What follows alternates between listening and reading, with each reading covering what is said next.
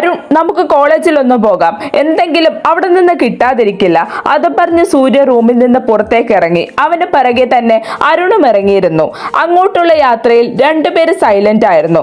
കോളേജിന്റെ ഗേറ്റ് കടന്നപ്പോൾ തന്നെ ഇരുവരുടെ മുഖത്ത് ശാന്തത മാറി. അരുൺ വണ്ടിയിൽ നിന്ന് ഇറങ്ങിയപ്പോൾ തന്നെ എന്തോ ഒന്ന് കാറ്റുപോലെ വന്ന് അവനെ പുണർന്നിരുന്നു. അരുണേട്ടാ, എന്താ ഇവിടെ? ഞാൻ വിളിച്ചപ്പോൾ എന്ത് തിരക്കായിരുന്നു? ഞാൻ മിണ്ടില്ല മനുഷ്യ. എടി പെണ്ണെ, ഞാൻ ഒറ്റയ്ക്കല്ല, സാറുമുണ്ട്. നിന്റെ പരാതിയെല്ലാം ഞാൻ വൈകിട്ട് വന്ന് മാറ്റാം. ഇപ്പോൾ എന്റെ മോള് വിട്ടെ, ഞാനൊരു കേസിന്റെ കാര്യം നോക്കാൻ വന്നതാണ്. അത് പറഞ്ഞുകൊണ്ട് അരുൺ അവളെ പിടിച്ചു മാറ്റി നിർത്തി. ആണോ? ഞാൻ ഓർത്ത് സുന്ദരിയും ബുദ്ധിമതിയുമായ എന്നെ കാണാൻ വന്നതാണെന്ന് പറഞ്ഞുകൊണ്ട് അവൾ അവനെ നോക്കി ഒന്ന് ചിരിച്ചു. ഇതാരാടോ ഇതുവരെ കാണാത്തൊരു ഐറ്റം എന്ന് ചോദിച്ചുകൊണ്ട് സൂര്യ അവർക്കടുത്തേക്ക് വന്നു. സാർ, ഇത് ചെറിയ ഐറ്റം ഒന്നുമല്ല, നല്ല നാടൻ ബോംബാണ്. ഈ അമിട്ട് പേരഞ്ജലി, ഇവിടെ ഫിസിക്സ് 2 years ആണ്. എൻ്റെ ആതിര ഇവളുടെ റൂംമേറ്റ് ആണ്. പിന്നെ എനിക്ക് എൻ്റെ സ്വന്തം അനിയത്തി തന്നെയാണ്. കൊള്ളാലോ തൻ്റെ അമിട്ട്. നമുക്കെന്നാൽ അങ്ങോട്ട് നീങ്ങാം. അഞ്ജലി, നമുക്കെന്നാൽ പിന്നെ കാണാം. അത് പറഞ്ഞുകൊണ്ട് സൂര്യ അരുണും മുന്നോട്ട് നടന്നു. മുന്നോട്ട് നീങ്ങുമ്പോൾ സൂര്യയുടെ മനസ്സിൽ എവിടെയോ ആ പൊട്ടാസ് പെണ്ണ് കയറി പറ്റിയിരുന്നു. എന്തോ അവളുടെ മുഖം മനസ്സിൽ നിന്ന് മാറുന്നില്ല. അവൾക്കായി ഒരു പുഞ്ചിരി അവന്റെ മുഖത്ത് വിരിഞ്ഞു. ആരെ മയക്കുന്ന ഒന്ന്. എന്നാൽ അതിന്റെ അർത്ഥം അപ്പോൾ അവനും അറിയില്ലായിരുന്നു. അവളുടെ മുഖത്ത് വിരിഞ്ഞ ഓരോ ഭാവം ഓർത്ത് നടന്നപ്പോഴാണ് ദേവിന്റെ കോൾ സൂര്യ തേടിയെത്തിയത്. ഹലോ ദേവ്, എന്താണ് ഈ സമയത്ത് ഒരു കോൾ? ഹലോ സൂര്യ, കിട്ടിയ തുമ്പ്. എന്താടാ? സൂര്യ കാര്യം മനസ്സിലാവാതെ ഒന്നുകൂടി ചോദിച്ചു. എടാ, നമ്മൾ ചിന്തിച്ചത് ശരിയാണ്. അനാർക്കലി ബോംബെ ബ്ലഡ് ഗ്രൂപ്പ് തന്നെയാണ്. അതുപോലെ അനാർക്കലി ഇന്ന് ജീവനോടെ ഇല്ല. വാട്ട്? ഞാൻ പറഞ്ഞത് സത്യം തന്നെയാണ് സൂര്യ. ഇന്ന് നമ്മൾ കണ്ടെത്തിയ കത്തിയിൽ ഉണ്ടായിരുന്നത് പല്ലവിയുടെ രക്തമല്ല, മറിച്ച് അനാർക്കലിയുടെ ആണ്.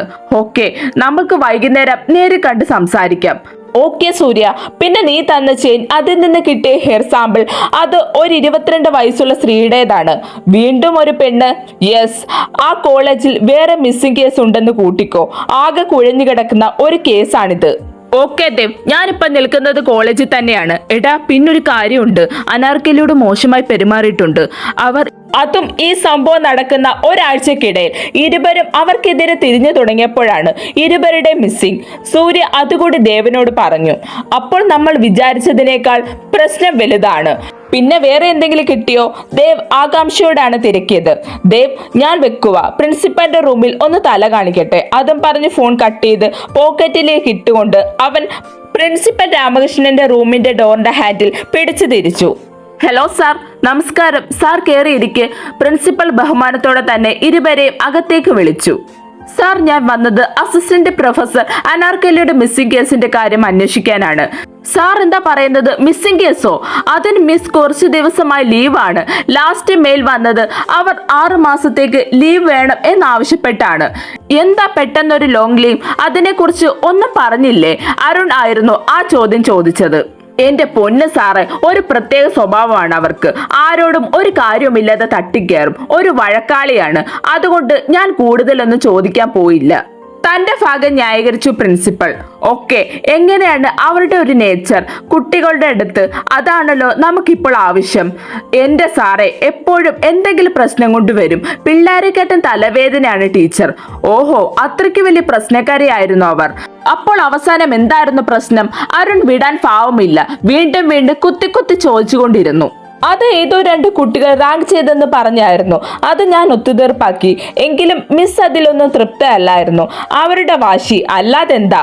അപ്പോൾ ശരി സാർ, ഞങ്ങളൊന്ന് മാത്സ് ഡിപ്പാർട്ട്മെന്റ് കൂടി കാണട്ടെ. അവരുടെ കൂടെ വർക്ക് ചെയ്തവർക്ക് ഇതേ അഭിപ്രായം തന്നെയാണോ എന്നൊന്നറിയണമല്ലോ. അല്ല അരുണേ എന്ന് ചോദിച്ചുകൊണ്ട് സൂര്യ കസേരയിൽ നിന്ന് എഴുന്നേറ്റു. നമുക്കിനി കാണാം. അല്ല, കാണണം. അല്ലേ സാറേ? അത് പറഞ്ഞ് അരുണും ആ മുറിയിൽ നിന്ന് പുറത്തേക്ക് ഇറങ്ങി. ഒന്ന് ഗൂഢമായി ചിരിച്ചുകൊണ്ട് സൂര്യ അരുണും അവിടെ നിന്നിറങ്ങി. ഓഫീസ് മുറിയിൽ നിന്ന് ഇറങ്ങി നടക്കുന്നതിനിടയിൽ സൂര്യ അരുണിന്റെ നേരെ തിരിഞ്ഞു. അരുൺ, അയാൾ പറഞ്ഞത് താൻ വിശ്വസിച്ചോ? ഇല്ല സാർ, അയാൾ പറഞ്ഞത് മുഴുവൻ നുണയാണ്. ഞാനൊന്ന് കൊടഞ്ഞാലോ? അരുൺ തന്റെ കയ്യിലെ ഇടിവള ഒന്നുകൂടി മുറുക്കിയിട്ടുകൊണ്ട് സൂര്യയോടായി ചോദിച്ചു. വേ ചെയ്യാമടോ, നമുക്ക് സമയമുണ്ടല്ലോ. അരുണെ, ആദ്യം തന്നെ താൻ ഇങ്ങനെ ഹോട്ട് ടെമ്പർ ആകാതെ. Okay sir. അത് പറഞ്ഞൊരു ചിരിയോടെ അവർ മാത്സ് ഡിപ്പാർട്ട്മെന്റിൽ എത്തി. അവരുടെ പുറകെ അവരെ നിരീക്ഷിച്ചുകൊണ്ട് 2 പേരുണ്ടായിരുന്നു. എന്നാൽ ഇവർ അറിഞ്ഞില്ല എല്ലാം കണ്ടെത്താൻ മിലാൻ എന്ന പെൺപുലി ഉണ്ടെന്ന്. അവർ മാത്സ് ഡിപ്പാർട്ട്മെന്റിന്റെ ഹെഡ് അഹല്യ വർമ്മയെ കണ്ടു. അവരെ പ്രിൻസിയെ പോലെ തന്നെയായിരുന്നു. അതോടെ അരുണ സൂര്യയും കാലി കയറാൻ തുടങ്ങി. ദേ സാറേ, ഈ പുട്ടിഫോദത്തിന്റെ കോപ്രായം എനിക്ക് അങ്ങോട്ട് പിടിക്കുന്നില്ല. ഞാൻ ഇവരെ പൊട്ടിക്കും. ഒന്ന് ക്ഷമിക്കടോ. അത് പറഞ്ഞുകൊണ്ട് സൂര്യ കയ്യിലിരുന്ന പേപ്പർ വെയിൻ ടേബിളിലിട്ട് കറക്കിക്കൊണ്ടിരുന്നു. അരുണിന്റെ ദേഷ്യം അവൻ കൺട്രോൾ ചെയ്യുന്നതിലപ്പുറമായപ്പോൾ അവിടെ ടേബിളിൽ വെച്ചിരുന്ന ഫയൽ അവൻ തട്ടി താഴെ കിട്ടിയിരുന്നു. ദേ വേണ്ടപ്പോളെ, നിങ്ങൾ അധ്യാപികയാണെന്നൊന്നും ഞാൻ നോക്കില്ല. എന്റെ കയ്യിൽ നിന്ന് കിട്ടും നിങ്ങൾക്ക്. കുറെ നേരമായി നിങ്ങളുടെ ഒരു മറ്റടുത്ത ഷോ. നിന്റെ കഥകളി കാണാനല്ല ഞാൻ സാറും ഇവിടെ വന്നിരിക്കുന്നത്. മര്യാദയ്ക്ക് കാര്യങ്ങൾ മണി പോലെ പറഞ്ഞു, ഇല്ലെങ്കിൽ ഞാൻ പൊട്ടിക്കുമെന്ന് പറഞ്ഞാൽ പൊട്ടിക്കും. ഇവർ സത്യം പറഞ്ഞില്ലെങ്കിൽ നമുക്കൊരു കാര്യം ചെയ്യും അരുണേ, ഇപ്പോൾ തന്നെ നമ്മുടെ ജൂഹി ഇങ്ങോട്ട് വിളിക്കാം. അവരാകുമ്പോ മാഡം എല്ലാം വേഗം പറയും, അല്ലേ മാഡം? അത് പറഞ്ഞുകൊണ്ട് സൂര്യ അരുണെ ഒന്ന് നോക്കി. വേണം മാഡം. അരുൺ ഒരു ചിരിയോടെ നോക്കി. വേണ്ട സാർ, ഞാൻ പറയാം. അത് അനാർക്കലി മാഡം ബാക്കിയാണ് ഞങ്ങൾക്ക് അറിയേണ്ടത് എന്ന് പറഞ്ഞുകൊണ്ട് സൂര്യ ദേഷ്യത്തോടെ അവരെ ഒന്ന് നോക്കിക്കൊണ്ട് പേപ്പർ വൈറ്റ് ഒന്നുകൂടി കറക്കി. അത് പിന്നെ സാറേ, വ്യവസായ മന്ത്രി സുധാകർ സാറിന്റെ മകൻ രാഹുലുമായി ഒരു പ്രശ്നമുണ്ടായി കോളേജിൽ വെച്ച്. അല്ലാതെ എനിക്കൊന്നും അറിയില്ല സാർ. പ്ലീസ് എന്നൊന്നും ചെയ്യരുത്. വ്യവസായ മന്ത്രിയുടെ മകൻ രാഹുൽ, ആ പേര് സൂര്യയുടെ ചുണ്ടിൽക്കിടയിൽ ഒന്നുകൂടി ഞെരിഞ്ഞമർന്നു.